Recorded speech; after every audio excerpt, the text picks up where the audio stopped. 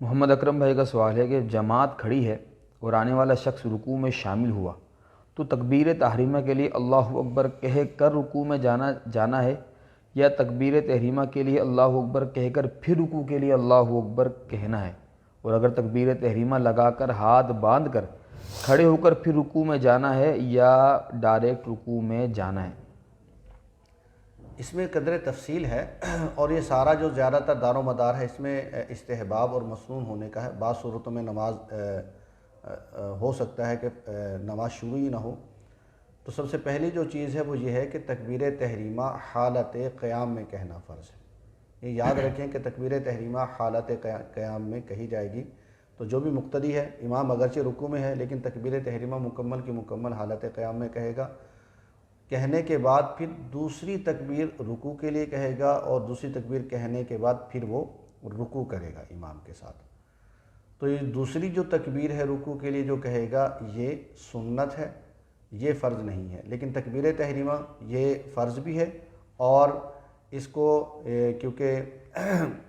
سب سے پہلا نماز کا فرض بھی ہے، لیکن اس کو حالت قیام میں کہنا یہ بھی فرض ہے۔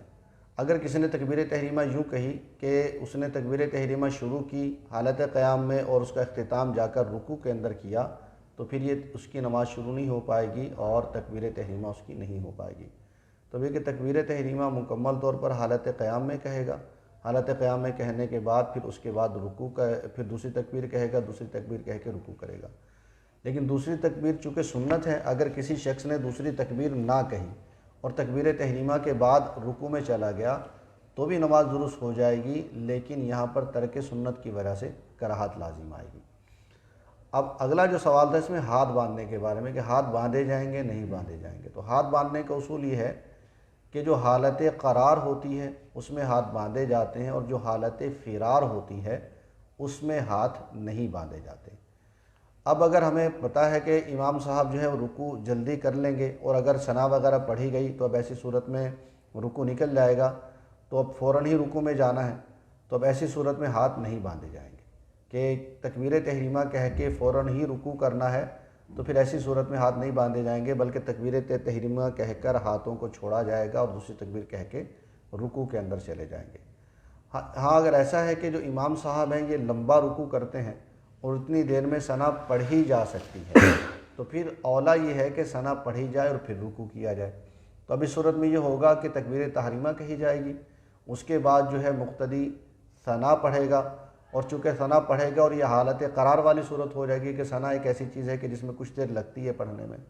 تو اس صورت میں وہ ہاتھوں کو باندھے گا، ثنا پڑھے گا، اور ثنا پڑھنے کے بعد پھر دوسری تکبیر کہہ کر رکوع میں چلا جائے گا۔ تو ہمارے چونکہ عمومی طور پر ائمہ اتنا وقت نہیں دیتے کہ آدمی ثنا پڑھ سکے، تو اب یہ چونکہ حالت فرار ہی ہوتی ہے تو اس میں تکبیر تحریمہ کہنے کے بعد ہاتھ